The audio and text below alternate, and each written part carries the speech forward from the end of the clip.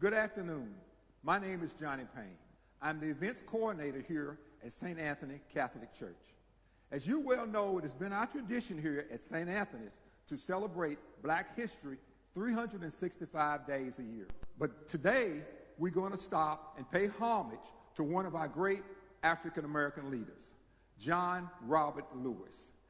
Congressman Lewis played a very pivotal role in the Voting Rights Act of 1965, as well as the Civil Rights Act of 1964. Today, to take us along our journey, I will introduce to you our narrator, Mrs. Paulette Payne.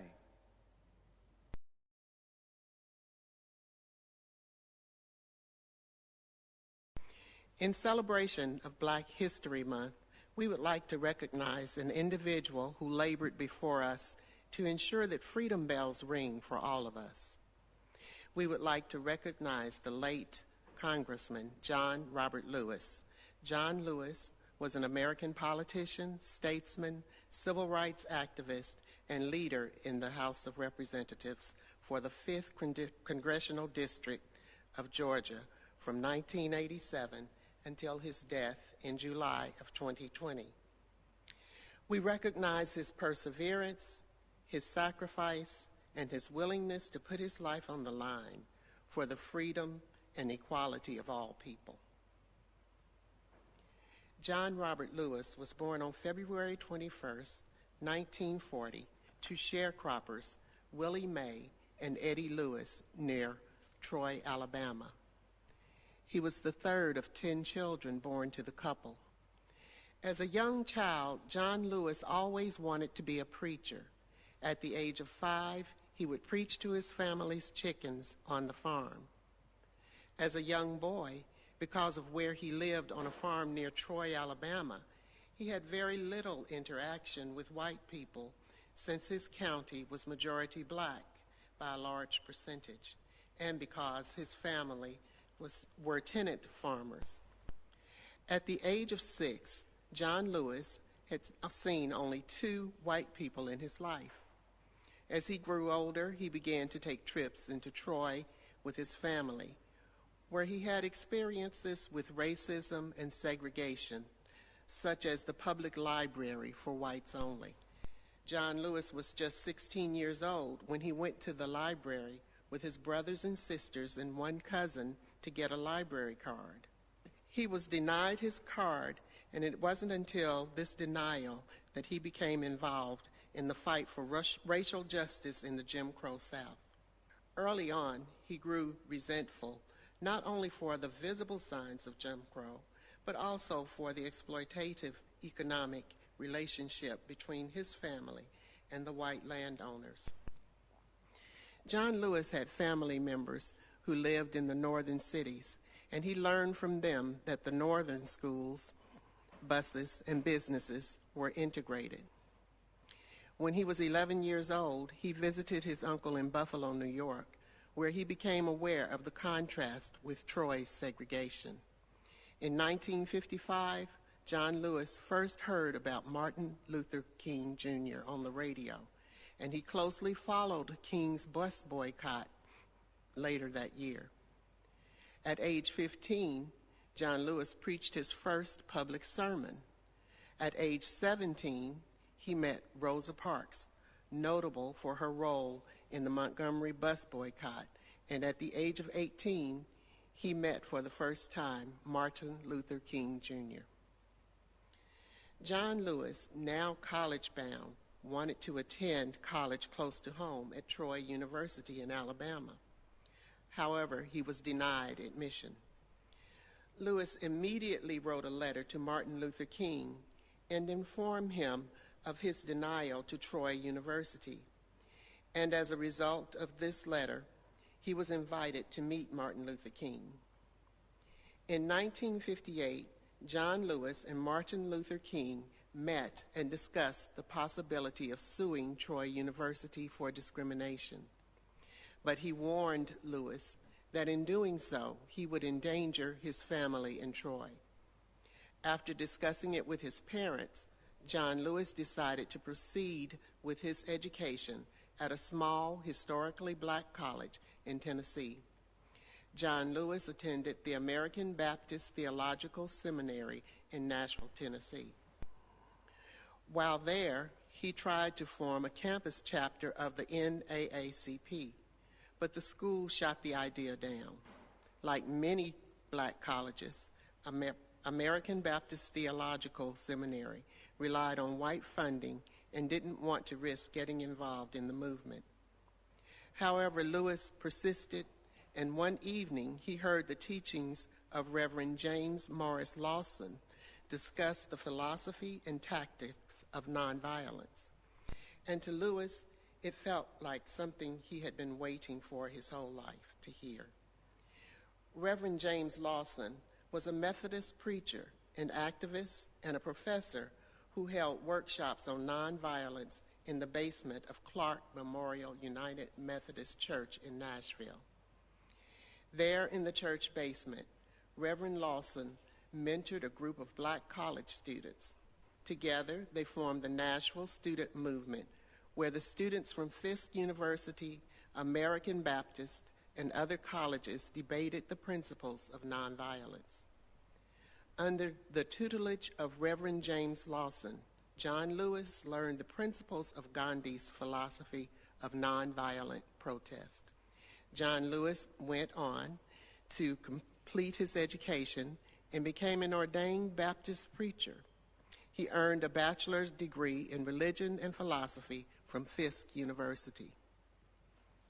John Lewis practiced the old African proverb, "If you want to go far, go together. If you want to go fast, go alone." John Lewis wanted to go far, and he wanted to take his people with him. His dream of equality and the possibility of freedom was worth the fight.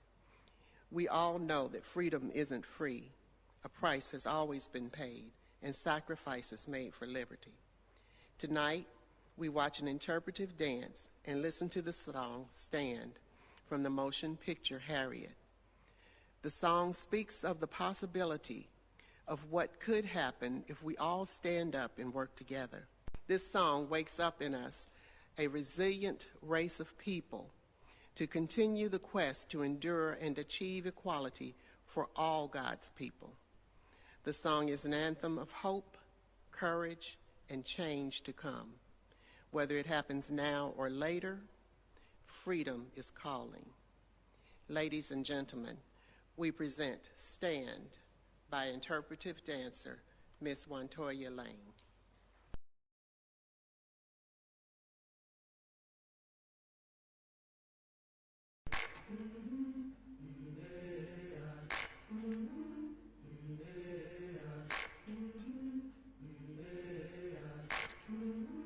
I've been walking with my face turned to the sun, weight on my shoulders, a bullet in my gun. Oh, I got eyes in the back of my head, just in case I have to run.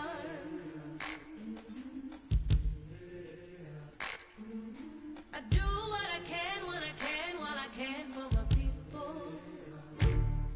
While the clouds roll back and the stars fill the night, that's when I'm gonna stand up, take my people with me. Together we are going to a brand new home, far across the river. Can you hear freedom calling, calling me to answer? Gonna keep on keeping on.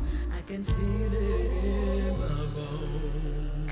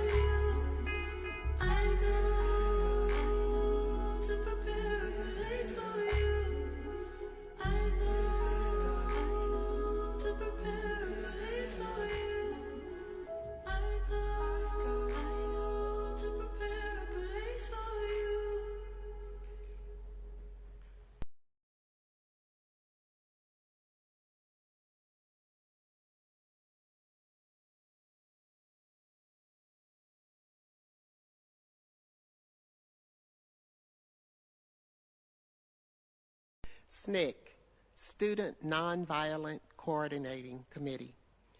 At an early age, John Lewis developed an unwavering commitment to the civil rights movement, founding the Student Nonviolent Coordinating Committee, or SNCC.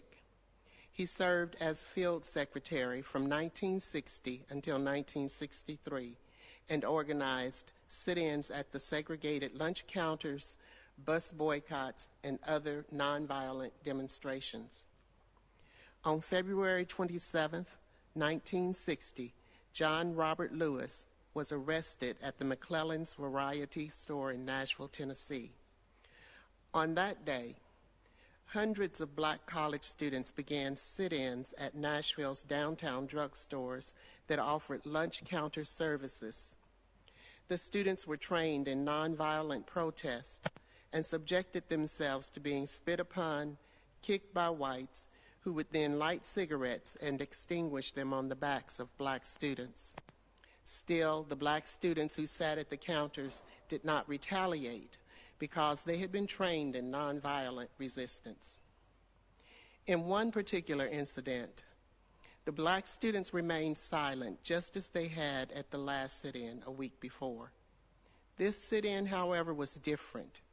Tempers flared, and several white men attempted to drag some of the students from the lunch counter at the downtown Woolworth store. Police marched into the Woolworth, Walgreens, and McClellan stores and arrested 73 students who were seeking lunch counter integration. A few white supporters were arrested and jailed as well. This was the first of many arrests for John Robert Lewis. As a member of the Student Nonviolent Coordinating Committee, Lewis was arrested over 24 times for involvement in the movement. As a member of the civil rights movement, he was arrested a total of 40 times protesting segregation. As a congressman for the 5th District of Georgia, he was arrested an additional 5 times fighting for the rights of people, twice for apartheid at the South African Embassy, twice for genocide in Darfur at the Embassy of Sudan, and for a comprehensive immigration bill at the National Mall in Washington. John Lewis became the 3rd chairman of the Student Nonviolent Coordinating Committee from 1963 until 1966, and he became known as one of the Big Six civil rights leaders. During his tenure, the chairman of the Student Nonviolent Coordinating Committee, he helped organize freedom schools and launched the Mississippi Freedom Summer Project. The objective of the freedom schools was to force a showdown between the local and federal government. The Mississippi Freedom Summer Project was created to help register African American voters and to organize communities in Mississippi. The freedom schools and the Mississippi Freedom Summer Project were started by educators and activists to provide an alternative education for African American students. The students played a crucial role in civil rights movements and had a major impact on the development of progressive education throughout the nation. The freedom schools counteracted segregationist policies that inhibited opportunities for black youth. The schools prepared students to fight for freedom on all fronts, teaching them how, when, and where to engage politically, thus shaping activists who trained others to challenge inequality.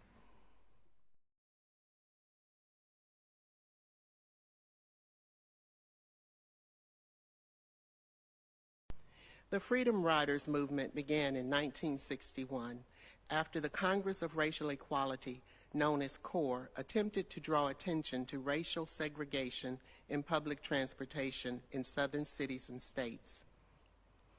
This program was only moderately successful, but it led to the Freedom Riders of 1961, which forever changed the way blacks and whites traveled between states. Representative John Robert Lewis was among the 13 original Freedom Riders. As a Freedom Rider, he encountered violence, and resistance as they rode buses across the South, challenging the nation's segregationist laws of the 1960s. John Lewis, while riding the buses to challenge public transportation with the Freedom Riders, was attacked, beaten, and one bus was firebombed with Freedom Riders on board. On May 4, 1961, the first group of 13 Freedom Riders left Washington, D.C. for New Orleans on 2 buses. The group encountered some resistance in Virginia, but the violence came to a head when they arrived in Rock Hill, South Carolina. At the bus station, John Lewis and another rider were beaten, and a third person was arrested after using a whites-only restroom. When the riders reached Alabama on May 14, Mother's Day, they were met by an angry mob. Local officials had given the Ku Klux Klan permission to attack the riders. The first bus was firebombed while the mob held the doors closed. When the riders were able to flee the bus, they were all beaten. When the second bus arrived in Alabama, 8 Klansmen boarded it and attacked and beat the Freedom Riders. The bus managed to continue on to Birmingham, Alabama, where again the passengers were attacked, but this time with baseball bats, iron pipes, and bicycle chains.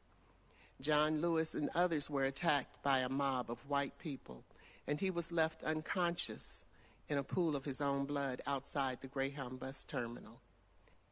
The attack received widespread attention in the news media, and the Freedom Riders had to finish their journey to New Orleans by plane. The cruel act of bombing the bus set the stage for Attorney General Robert F. Kennedy to petition the Interstate Commerce Commission on May 29, 1961, to ban segregation on interstate bus travel. The order issued on September 21, 1961, went into effect on November 1, 1961, and led to the removal of Jim Crow signs from stations, waiting rooms, water fountains, and restrooms in bus terminals. 3 years later, the Civil Rights Act of 1964 ended segregation in public spaces across the United States. John Lewis lived to see the segregated nation in which he grew up as a young child, with signs for white men, colored men, white women, and colored women physically removed. Ultimately, 436 Freedom Riders participated in more than 60 freedom rides throughout the southern states.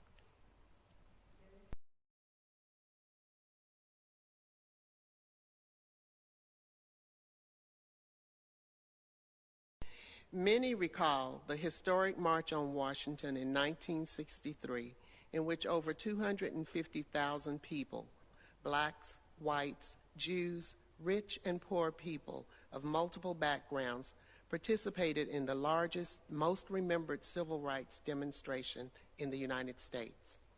It was a march for freedom and jobs. John Lewis, that same year, was the chairman of the Student Nonviolent Coordinating Committee and one of the Big Six civil rights leaders of that time. He was asked to help plan the March on Washington. Dr. Martin Luther King's I Have a Dream speech became one of the most celebrated speeches in history. However, John Lewis, the youngest civil rights leader to speak at the March on Washington, delivered a powerful indictment of racial injustices, of politicians' failure to address the nation's chronic civil rights problems. He declared that if any radical social or political changes are to take place in our society, the people, the masses, must bring them about. John Lewis's speech called for a massive campaign of nonviolent direct action to bring down the system of racial segregation and discrimination in the South known as Jim Crow. John Lewis's original drafted speech was too fiery to present to the crowds gathered at the March on Washington. The night before the historic march, The speech was leaked to the press, and word of its contents began to spread. Lewis was summoned to a meeting with the march's leaders and urged to tone down his harsh comments. Dr. Martin Luther King and civil rights leader A. Philip Randolph, both trailblazers in the civil rights movement and organizers of the march, asked Lewis to edit his harsh criticism of the Kennedy administration's civil rights bill, which he called originally Too Little, Too Late. Committee, Brother John Lewis.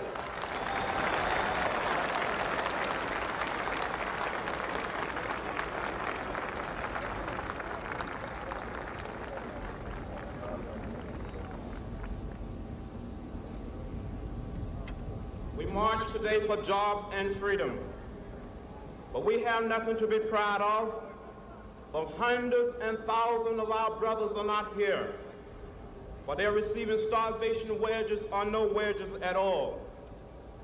While we stand here, there are sharecroppers in the Delta of Mississippi who are out in the field working for less than $3 a day, 12 hours a day. While we stand here, there are students in jail on trumped-up charges. In its present form, this bill will not protect the citizen of Danville, Virginia, who must live in constant fear of a police state. It will not protect the hundreds and thousands of people who have been arrested upon Trump charges. We must have legislation that will protect the Mississippi sharecropper, who is put off of his form because he dared to register to vote. We need a bill that will provide for the homeless and starving people of this nation. We need a bill that will ensure the equality of a maid who earns $5 a week in the home of a family whose total income is $100,000 a year. My friends, let us not forget that we are involved in a serious social revolution. By and large, American politics is dominated by politicians who build their career on immoral compromise and allow themselves an open form of political, economic, and social exploitation. There are exceptions, of course. We salute those. But what political leader can stand up and say, my party is a party of principles? For the party of Kennedy is also the party of Eastland. The party of Jarvis is also the party of Goldwater. Where is our party? Where is the political party that will make it unnecessary to march on Washington? Where is the political party that will make it unnecessary to march in the streets of Birmingham?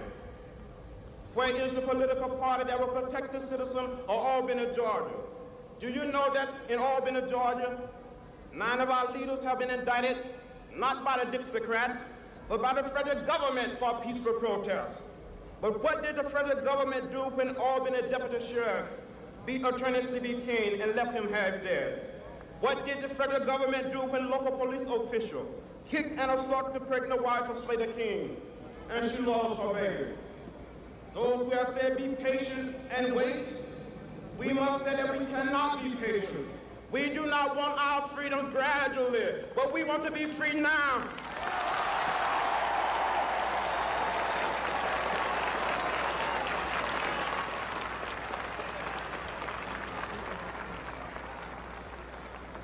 We are tired. We are tired of being beaten by policemen. We are tired of seeing our people locked up in jail over and over again. And then you holler, be patient. How long can we be patient? We want our freedom, and we want it now.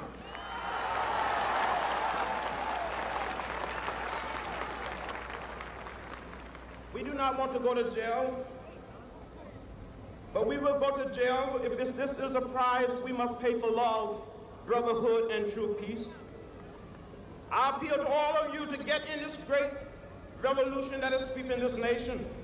Get in and stay in the streets of every city, every village and hamlet of this nation until true freedom comes, until the revolution of 1776 is complete. We must get in this revolution and complete the revolution. or in the Delta of Mississippi, in Southwest Georgia, in the Black Belt of Alabama, in Harlem, in Chicago, Detroit, Philadelphia, and all over this nation, the black masses on the march for jobs and freedom.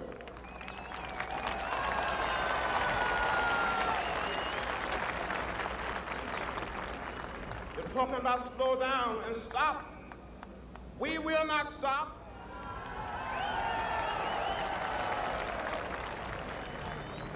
If we do not get meaningful legislation out of this Congress, the time will come when we will not confine our marching to Washington. We will march through the South, through the streets of Jackson, through the streets of Danville, through the streets of Cambridge, through the streets of Birmingham.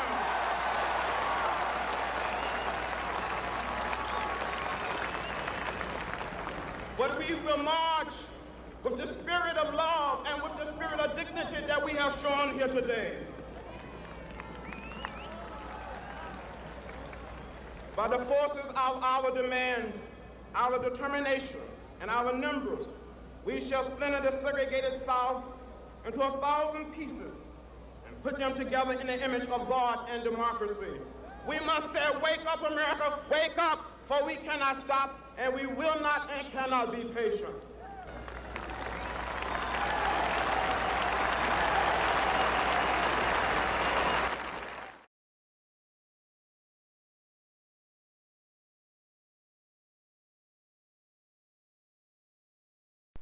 On March 7, 1965, John Lewis led the first march across the Edmund Pettus Bridge, marching from Selma, Alabama, to the state capital, Montgomery. The organized march was focused on voting rights for blacks. The crowd of over 600 people gathered at a downtown church where they knelt and prayed before starting.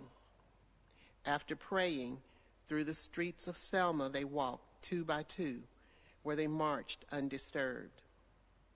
They were led by John Robert Lewis of the Student Nonviolent Coordinating Committee and Hosea Williams of the Southern Leadership Conference.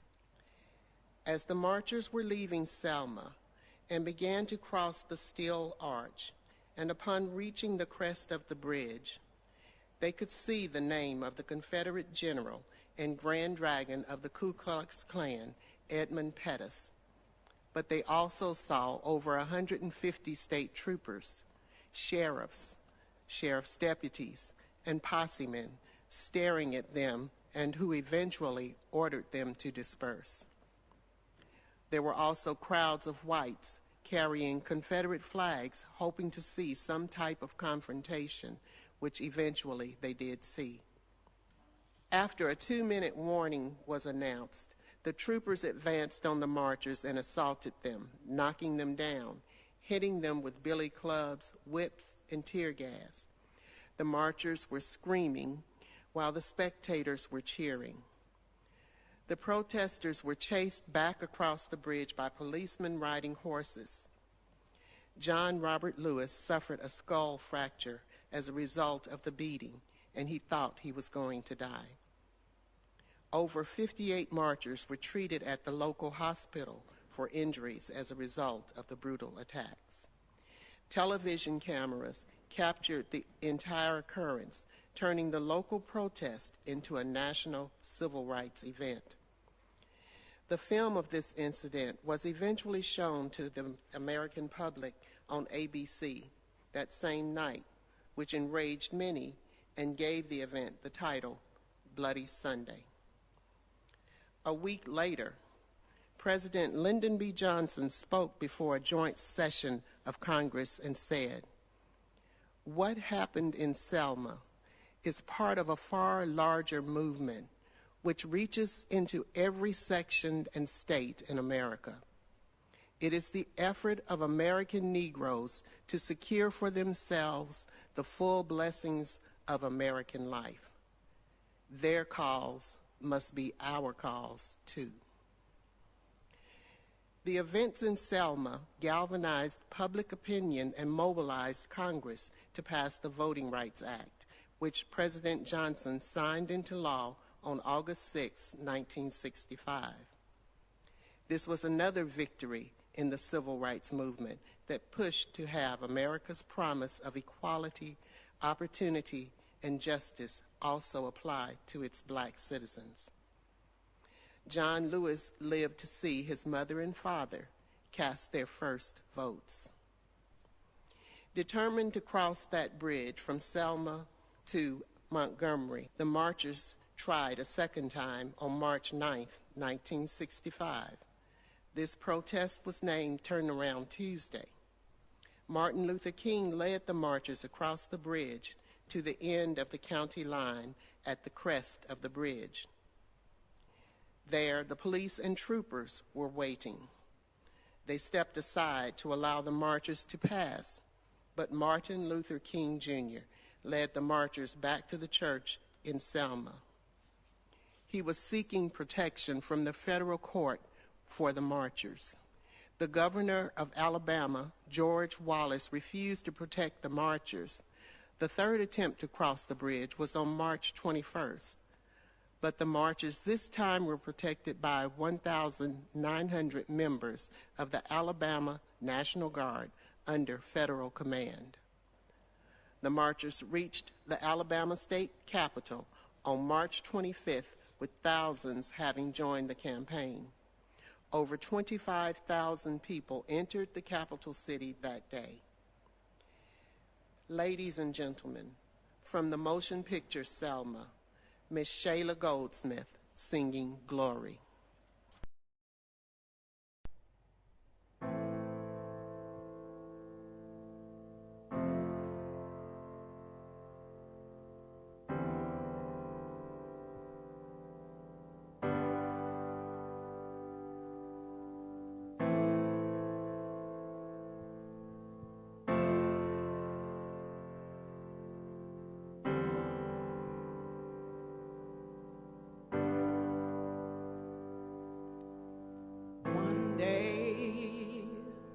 When the glory comes, it will be ours, it will be ours.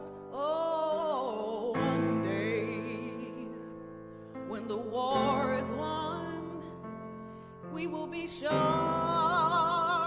we will be sure. Oh, glory, oh, glory.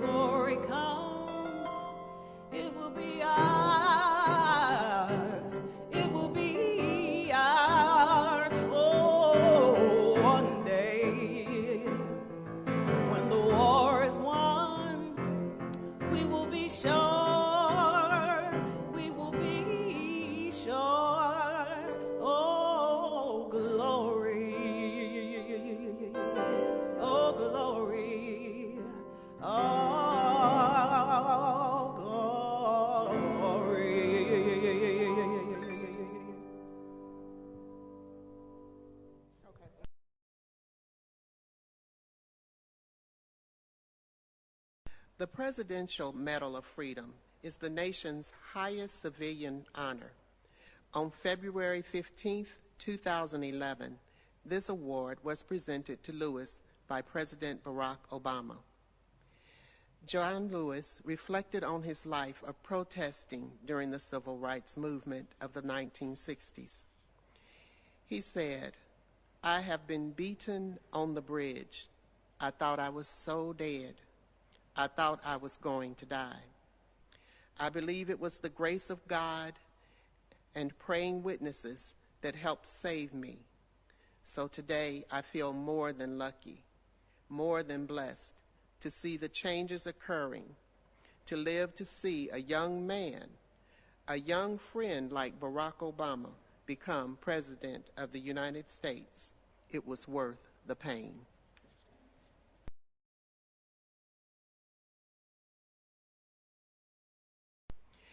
At the Black Lives Matter Plaza in Washington, D.C., is public art with a message printed in giant, bold, yellow letters that read, "Black Lives Matter."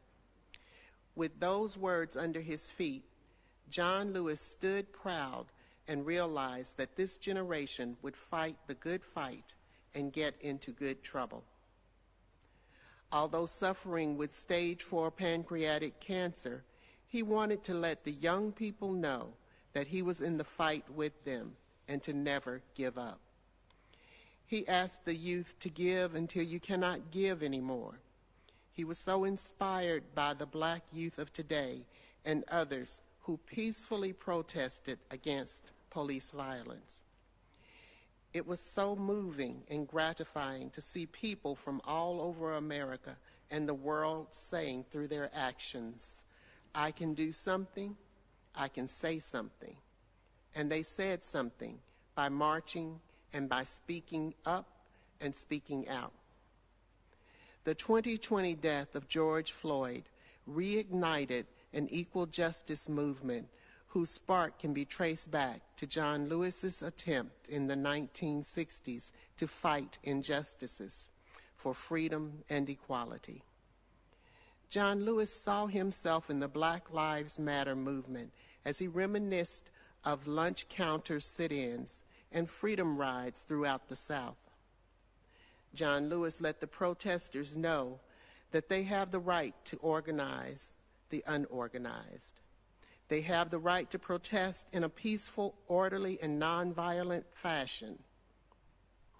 His presence on the Black Lives Matter Plaza is the same plaza where just 6 days earlier, the president unleashed federal police in riot gear and demonstrators who were peacefully protesting the death of a black man, George Floyd.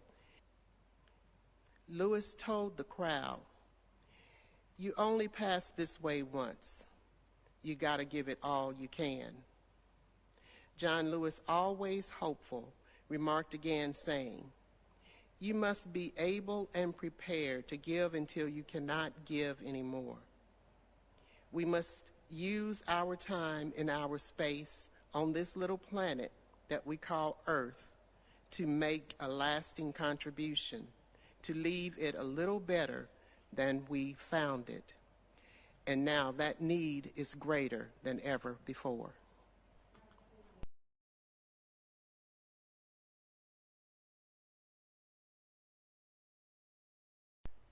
John Lewis's life, the hero of the civil rights movement, ended on July 17, 2020, after fighting a 7-month battle with pancreatic cancer.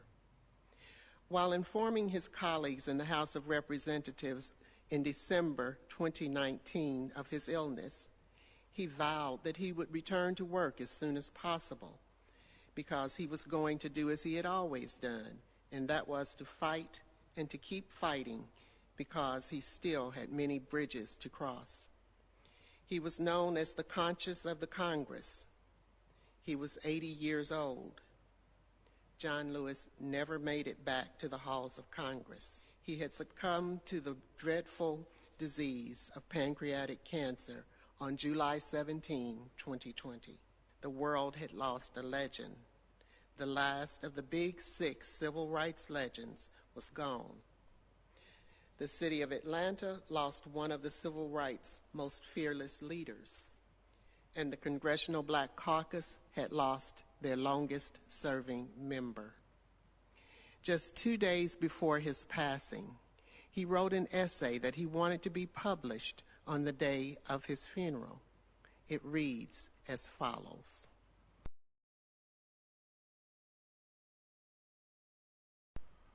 While my time here has now come to an end, I want you to know that in the last days and hours of my life, you inspired me.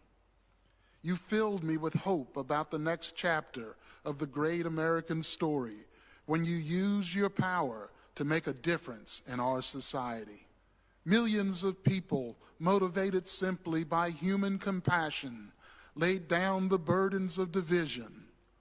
Around the country and the world, you set aside race, class, age, language, and nationality to demand respect for human dignity. That is why I had to visit Black Lives Matter Plaza in Washington, though I was admitted to the hospital the following day. I just had to see and feel it for myself that after many years of silent witness, the truth is still marching on. Emmett Till was my George Floyd. He was my Rayshard Brooks, Sandra Bland, and Breonna Taylor. He was 14 when he was killed, and I was only 15 years old at the time. I will never ever forget the moment when it became so clear that he could easily have been me.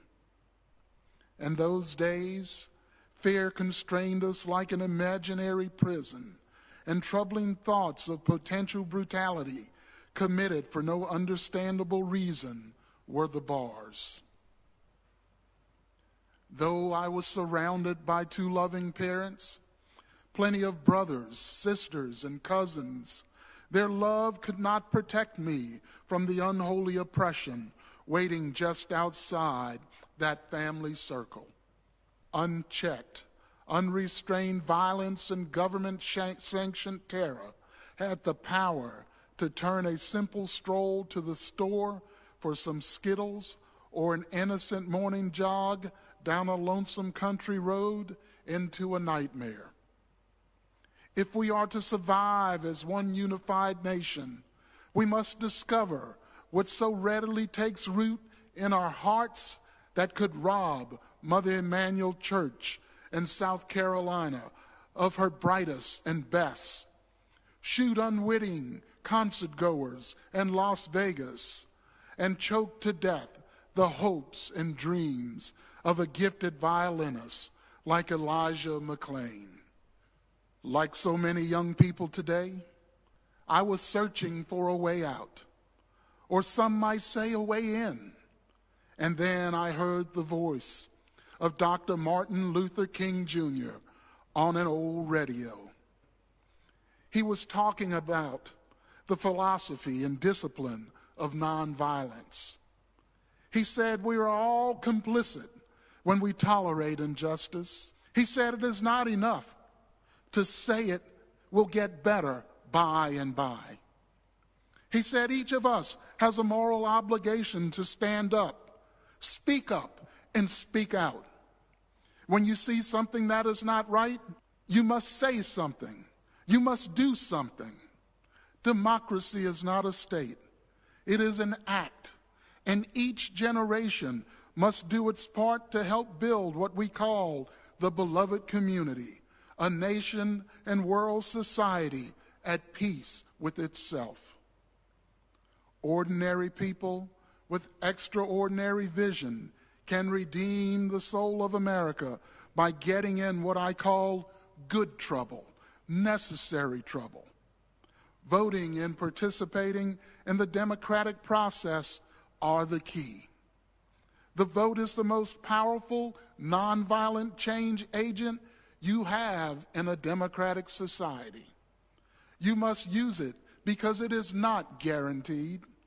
You can lose it.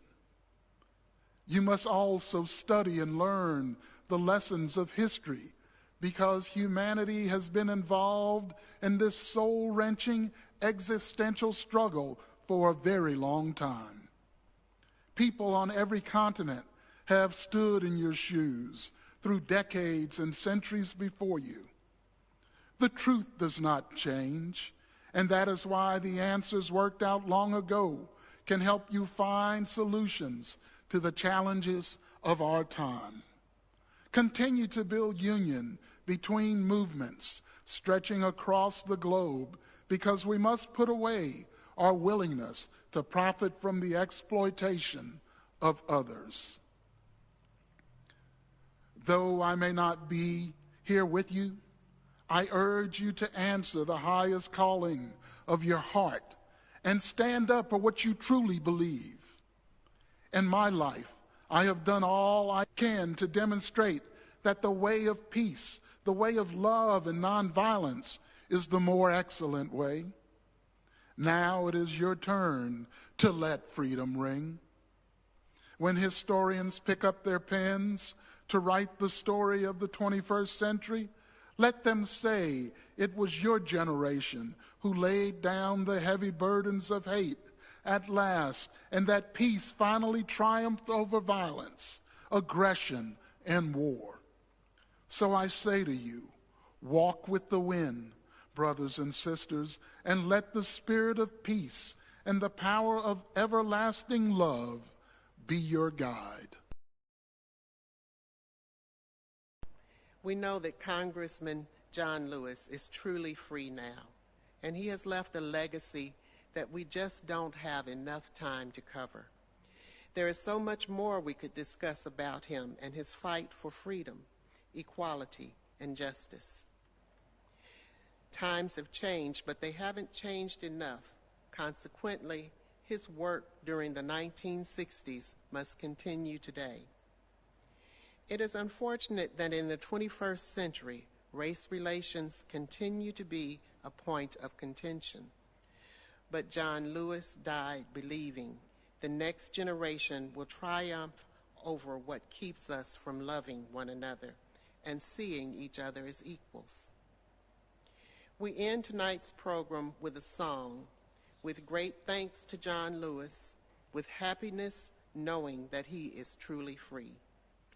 He has walked his last mile, and as he asked of us, he leaves this world a little better than when he first stepped foot on this little planet Earth. He is free from life cares. He sits in sweet communion in the arms of Jesus. Ladies and gentlemen, there is no better place to be.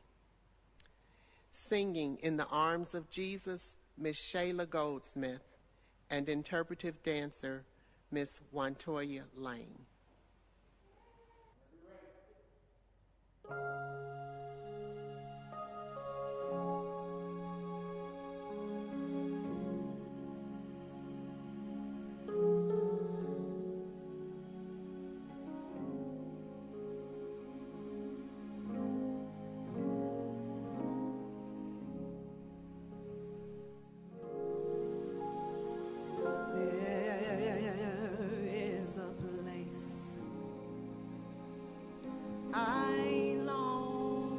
To be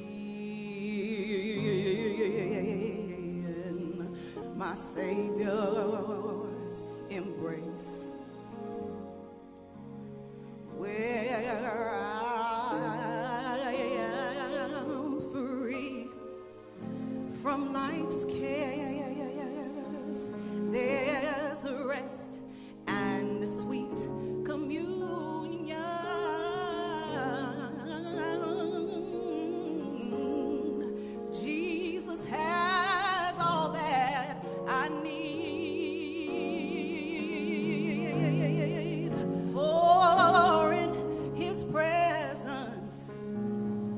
There is fullness of joy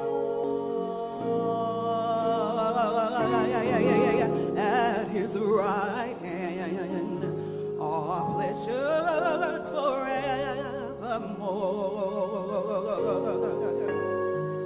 There is no place that I'd rather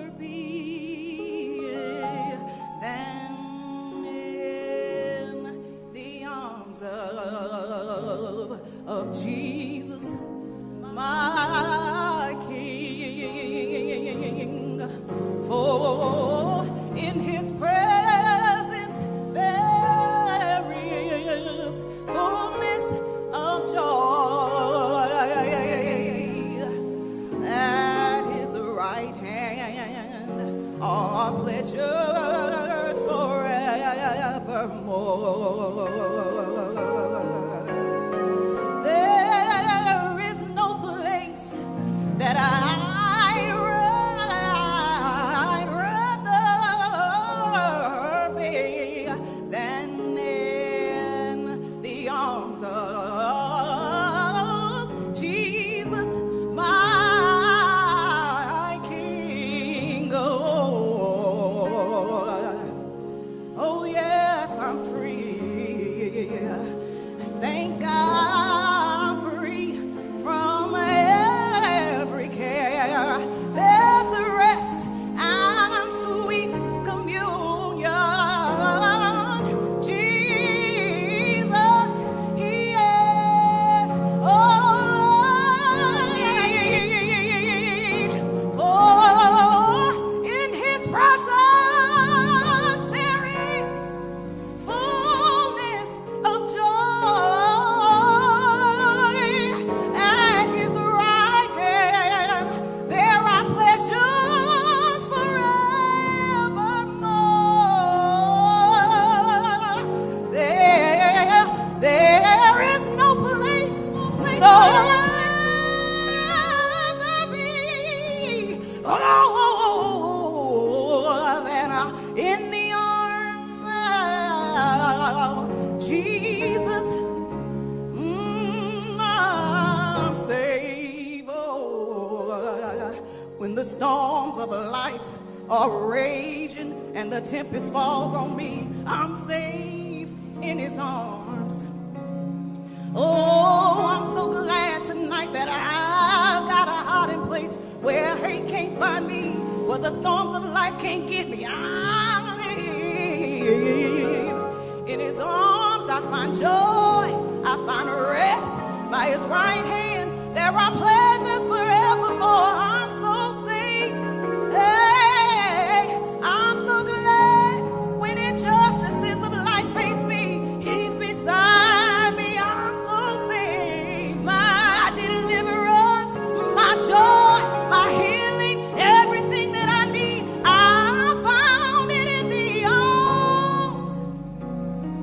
Oh, when it gets too hard, when it gets too rough, I don't have to give up, I don't have to back up, for I'm in the arms of Jesus. I found a place in the Lord, and you know what? My soul can rest in the arms of Jesus. When life comes against me, I find my answer in the arms of Jesus. Oh, I'm so glad that I am in the arms of Jesus. I can go through anything, I can deal with anything. When it gets too rough that I can't walk, He lifts me, He carries me, He brings me, He takes me and carries me to victory. I'm safe in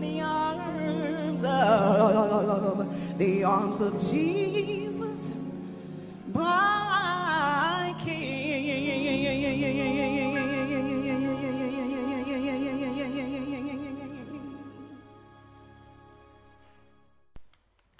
Thank you for your attention this afternoon, and we truly hope that you learned a little more about Congressman John Lewis than before you came. Due to John Lewis's efforts, the doors opened for the great state of Georgia to be represented by the first black senator, Raphael G. Warnock, and the first Jewish senator, John Ossoff.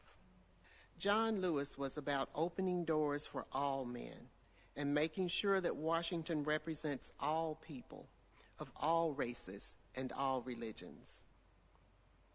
So thank you, John Lewis, for going to the library and being denied a library card. We are sorry that happened, but you made others examine their consciences and look into their souls. You not only received a library card, but you wrote books and had a book signing at the very same library, which was well attended by whites and blacks. John Lewis, You understood the words of Dr. Martin Luther King Jr. when he said, "We must learn to live together as brothers and sisters. If not, we will perish as fools." John Lewis, thank you, for nothing could kill the dream you had for your people, the dream of being free. I now invite Father Mwape to say a few words and give us his blessing as we disperse. Thank you so much, Paulette. I hope all of you have enjoyed the Black History program that we have just seen. Black History Month, as we know, it is very important. Just like all human history is very important because it helps us not to forget where we are coming from and what has happened in our lives so that we understand and appreciate where we are and how we are moving forward. Not only as African Americans, but how also we relate with other people. And we know that history helps us to understand not to forget, because when we forget, we say history can repeat itself. So it helps us always to remember and to appreciate those people who came before us. And this Black History Month, we have been reflecting on the life of Honorable John Lewis. And what strikes me are just two words that he used: good trouble. Because he knows that even when you want to do good, sometimes you are going to face troubles. Good trouble simply means we all have to be involved to make a life for every person better, and to fight for liberty, to fight for freedom, to fight for peace and justice. That is good trouble.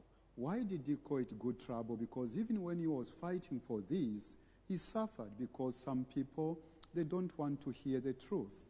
But you and I must not really be afraid to stand up for the truth. And when we stand up for the truth, truly we are going to find ourselves in good trouble. But good trouble is good for all of us. Thank you so much for all those who are involved in this program. You did a very good job. May God continue to bless your skills and all the ministry that we do for our parish and communities. God bless you all.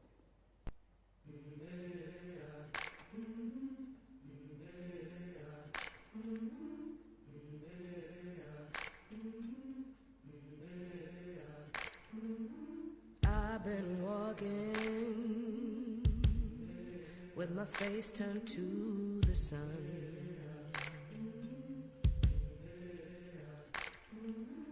Weight on my shoulders, a bullet in my gun. Oh, I got eyes in the back of my head, just in case I have to run.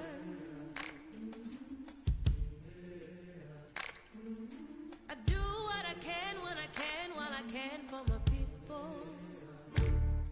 While the clouds roll back and the stars fill the night, that's when I'm gonna stand up, take my people with me. Together we are going to a brand new home, far across the river. Can you hear freedom calling, calling me to answer? Gonna keep on keeping on. I can feel it.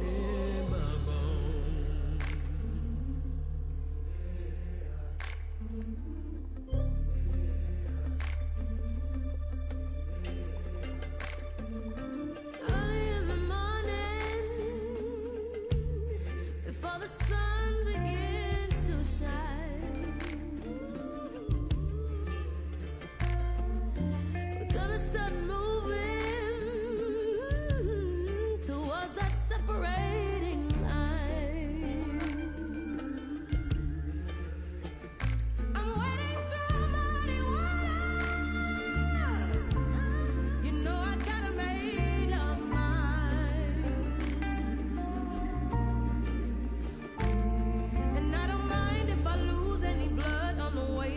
salvation.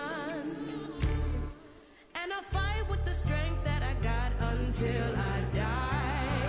So I'm gonna stand.